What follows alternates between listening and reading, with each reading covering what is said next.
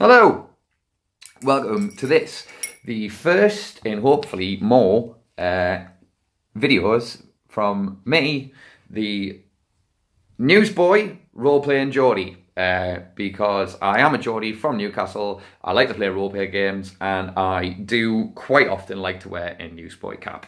So that's where that comes from. This is I wanted to start making some social media online content regarding me getting back into a hobby, or me partaking in a hobby that I used to be very passionate about, and I've only just started getting back into. That hobby is roleplay games, whether it's pen and paper stuff or tabletop stuff or whatever. I want to chart it, show you what I'm doing, talk about it, start a discussion off about it. So, roleplay games are becoming popular again. The idea of being a geek is popular, and a lot of people will be like, "Yeah, I hate that." I think it's good that people are doing more like counterculture things, geeky things. My brief story was that I started off playing Games Workshop games like Warhammer and Warhammer Quest. When I went to high school, I played a few pen and paper games such as Warhammer Fantasy Roleplay, Vampire the Masquerade, SLA Industries, a little bit of Paranoia, a game called Nam, which was set in Vietnam, was awesome. And then when I left high school, I just stopped playing. I didn't have any people to play with, and had other interests that I got involved with, and yeah, I stopped playing. And then about 10 years ago, I met a group of people who also used to do it at school, and we talked about how they also used to do it at school, and we talked about certain games that we used to play. And one of those games that came up was Blood Bowl. And I distinctly remember saying, "Oh, Blood Bowl was mint, wasn't it?" And one of those friends, a guy called Paul, said, "I think I've still got Blood Bowl in my house, in my bedroom." And I said, "Really? Well, we should play it then." And play it. We did. We started playing semi-regularly. And at the same time, started playing some pen and paper stuff. Star Wars RPG was one of the most popular ones that we used to play. A little bit of Warhammer Fantasy Roleplay, WFRP, as it shall be referred to from now on, more or less. And yeah, stuff like that. That carried on for a couple of years, and then it drifted apart. It drifted away again. And then about six years ago, I would say, we started playing Blood Bowl very regularly in a league. We picked it up and we started playing a league. Me and about 6 or 7 other friends, and we've done that ever since for that period. We've had about 4 leagues. Some of them have taken a year, some of them have taken over a year, some of them never got finished. But I think now we've settled into a rhythm, and we're playing a private league with me and a few friends quite regularly. Last season I played with the Wood Elves, and I came 3rd in a hotly contested High Elf, Pro Elf, Wood Elf 1, 2, 3. When the new season starts up, I will definitely live stream some games, because next season I'm playing with Goblins, which is a laugh a minute, and I'll quite happily talk about Blood Bowl in another video. But I'd like to tell you about something that an endeavour that I'm taking part in or beginning in the next couple of weeks. So,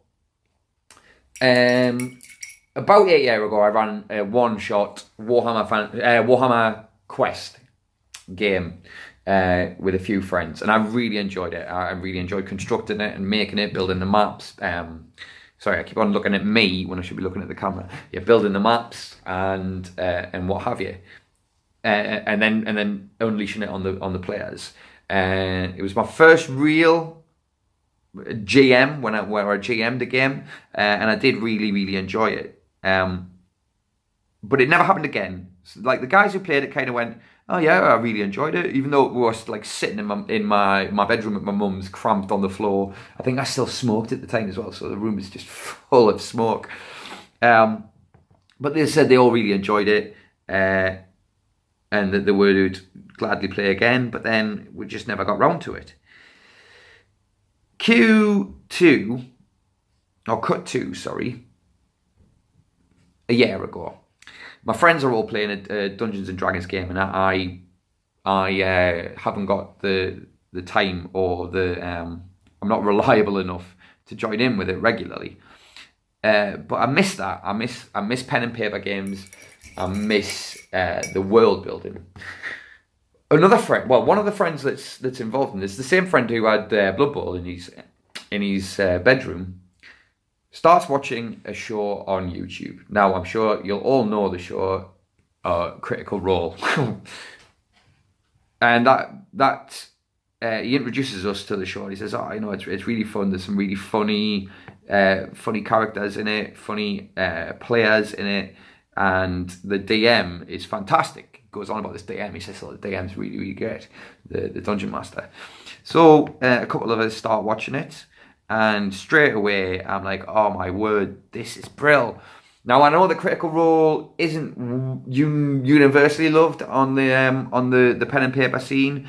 I'm not sure why. I've just heard, little things about how, it's not. And from what I can tell, it's people like seeing something do well and then getting all hipster about it and going, oh, this is not real, this isn't how it should be played, which is rubbish. There's no way that it should be played. We all know that. I've even heard some people say, oh, it's scripted. I don't believe it. I don't believe it for 1 second.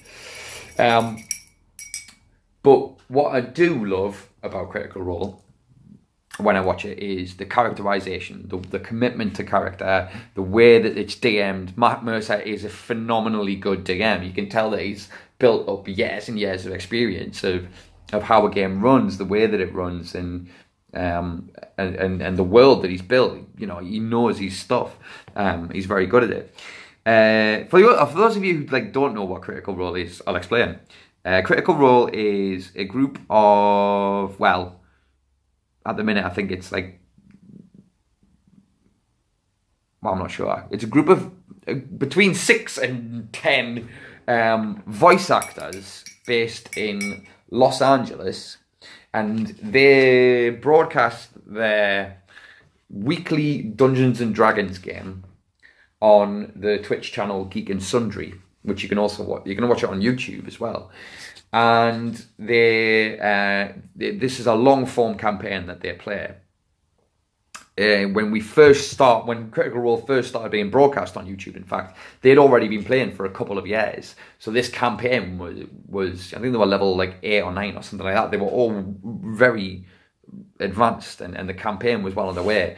And the world itself, the realm that it was set in, the realm of Tal'Dorei, was completely created by Matt Mercer, the DM. And there's some very, very funny characters and some very funny players, and it's really fun to watch. And I even think if you're not into RPGs, it's quite fun to watch. There's a lot of fun stuff. You've got to kind of buy into it. You can't go in there. You can't go in and go, oh fuck, people playing with dice. You've got to go in there going, all right, let's see what this is about. Oh, it's actually really fun. There's a few reasons why I really, really like Critical Role. And number one, Matt Mercer's a great DM, weaves great stories. Number two, the characters that are played and portrayed are really, really good characters. You end up rooting for them. You have your favourites, you have your least favourites, you love when things happen to them, what have you. And that's because they're so well portrayed by the players. Now, the players are all actors, and this helps. It does clearly help. In that level of, if you're going to watch something online, then being able to create an exciting narrative through your performance is vital. One of the reasons I like that is because I am an actor myself. That is what I do as a profession, as a career. A struggling actor, yes. A jobbing actor, yes. But people have paid me to do it, so I can call myself an actor. I'm not on Emmerdale yet. So I love watching this level of what is essentially theatre. And I know that sounds a bit, but it is. It's improv theatre, done really, really well. So anyway, watching Critical Role and watching Matt Mercer at work has given me the passion to write and DM a tabletop campaign. And hopefully, if it goes well and I enjoy it and my players enjoy it, I will continue to run not only that tabletop campaign, pen and paper, tabletop, but also run some more, get back into it, run it, do it properly, and really flex those RPG muscles. So, I have decided, and in fact, I'm well into the process of writing and running a campaign for Warhammer Fantasy roleplay game. So, if you played pen and paper tabletop RPGs, you will know what Warhammer Fantasy roleplay is. If not, I will explain. Warhammer Fantasy roleplay is the pen and paper game set in the world of Warhammer, the game created by Games Workshop all those years ago. Now, what Games Workshop have done with Warhammer and the Warhammer world is massively changed now. With Age of Sigmar, which I know is it is a divisive subject. But Warhammer Fantasy Roleplay, there are 3 editions currently out of the game. The first edition I think came out in like 1994 or something like that. And that's good. The second edition, which came out around about 2003, 4, not sure, but around about that kind of time, that's apparently better. Stop looking there, look there. And that is the version that I'm going to be using, because the third edition took a sideways step, we'll say. A lot of people didn't enjoy it. A lot of people weren't happy with it. So yeah, so we're going to second edition. I understand that the 4th edition is coming out in October of this year, which I'm dead excited about. It might be, I might not be able to buy it. We might just, because I'm currently, so we'll just stick with second edition for the moment. So it's set in the Warhammer world, but it is tabletop pen and paper rather than strictly miniatures. I am going to be using miniatures and battle maps for combat situations. That is purely because I like the aesthetic. I like having minis on the board. I like having a physical representation of the thing that you're fighting. That's partly because I just think it adds atmosphere. I think it gives the players something that they can latch onto, and also partly because I think minis are cool. Games Workshop minis are some of the best, especially the most like recent lines. Really, really cool minis to play with and paint. So that's why I'm doing that. I'm running Woofrup rather than anything else for a couple of reasons. Number one, structure. From my experience of Dungeons and Dragons, which I have to admit is not playing, I've never played D&D. It's something that I'm wanting to remedy. This is one of the reasons why I'm making these videos. This is one of the reasons why I'm developing this content, so I can give myself a reason to go out and try new things. D&D being one of them. But from what I've seen of it, it is such a massive sandbox of a game that there is possibility for everything and what have you. I like the structure of the Warhammer world, and there's, whilst there are a lot of baddies, a lot of monsters in this world, there are still some restrictions that are not as many as there are in D&D.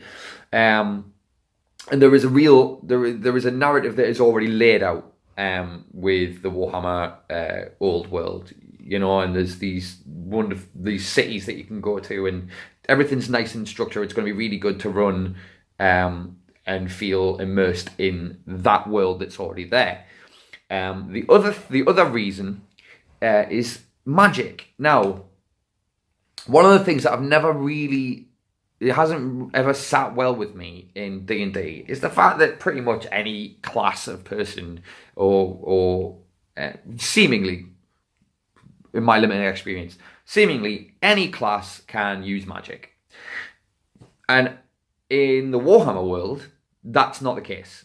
In the Warhammer world, you have to be attuned to magic, and basically wizards can use it, priests can use it, and I think like high elves, the elves can they can just use it. But if you're not a wizard, if you're not attuned to it, then you're never going to use magic. You're never going to use magic. You're never going to be able to learn a spell. You have to have that magic attunement. So I like that. I like the fact that magic's treated really specially. It's dangerous, in Warhammer Fantasy Roleplay. If you don't use magic, if you are cocky with your magic, there's a chance that you can get sucked into a void or possessed by a demon, and I like that. So that's why I'm setting it in the WFRP, in the Warhammer Fantasy Roleplay universe. So that's my plan, and I've got 7 players to manage. We rolled characters last week. We've got some really cool, interesting characters. We've got a human watchman with a really interesting backstory that I get to weave into it. I gave him a little extra thing as well. We've got we've got a human watchman, a human fisherman, a human priest initiate, and a human wizard, dwarf troll slayer, and a dwarf mercenary. And to top it all off, we have a halfling, because what party isn't complete without a halfling, who is a halfling raconteur. Yeah, a halfling raconteur. The way that Warhammer Fantasy Roleplay works, you can either choose or roll for what is your starting career, and that is sort of the thing that you did before you started adventuring, and then you base your development around that. It's really interesting. So halfling raconteur is basically somebody who goes into pubs and tells stories. And I've asked all of my players to come up with a reason why they are adventuring, why they are going to be in the place they're going to be. I've got a reason to bring them all together, but they need a reason to be in the place where I'm going to bring them all together. So I've asked them to do that. The halfling raconteur, some of them are really easy. The halfling raconteur is looking for new stories. That's why he's there. The troll slayer is there because, in Warhammer lore, troll slayers are dwarfs that have fallen prey to some great shame, and because of that shame, they have left their home and gone searching a glorious death. So that's why the troll slayer's there. So that's fine. There's been some interesting roles. There was the human priest and the human wizard both. First of all, everybody rolled really young on their characters, like 17 and 18. I think 18 is the oldest human character. So everybody rolled really young. And then the dwarf mercenary rolled 90. I just love that. I love the fact that we're going to have that dynamic. But the human priest and the human wizard, they rolled for their physical attributes, like how tall and how high they are. So they're both really young, and they're both 6'2", and they're both really, really skinny, like really, really skinny. And one of our players, a guy called Nathan, said, "I can smell. Ooh, these two sound like brothers." And I was like, "Actually, if you two want to have travelled together, you can be brothers," because I think that narratively works really, really well, and it brings a nice little dynamic to the group.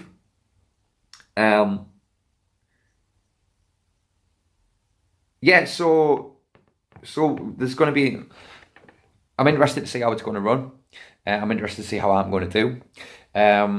The campaign as a whole is going to have an undead sort of vibe, with a few extra little things thrown in as well. I have a cool story. I'm writing it on Google Docs, which I find really, I mean, I've used Google Docs for a few things before, but I find it really useful because of the comment feature, how you can highlight a certain word and comment on it. And then, so if, say, there is a secret passageway, and it's a certain, there's a bookshelf for the secret passageway, when you write about the bookshelf, you can then highlight the bookshelf and add a comment onto that section that says, if you pull the third book from the right, that is what the secret passageway is. So I'm really enjoying writing it on Google Docs. And I'm really enjoying painting some miniatures again. It's well cool. But yeah, so this is the first thing, and I'm going to try and get an Instagram account, and this is the first thing in my journey back to tabletop RPGs, running and performing them. So yeah, so I'll try and do maybe a video of our first session when it comes together. I might have to edit it down because some of the guys' sense of humour is a bit robust. Mine too, to be fair, when I'm in that company. But yeah, this has been boring. This has been really boring. But hopefully my future content won't be really boring.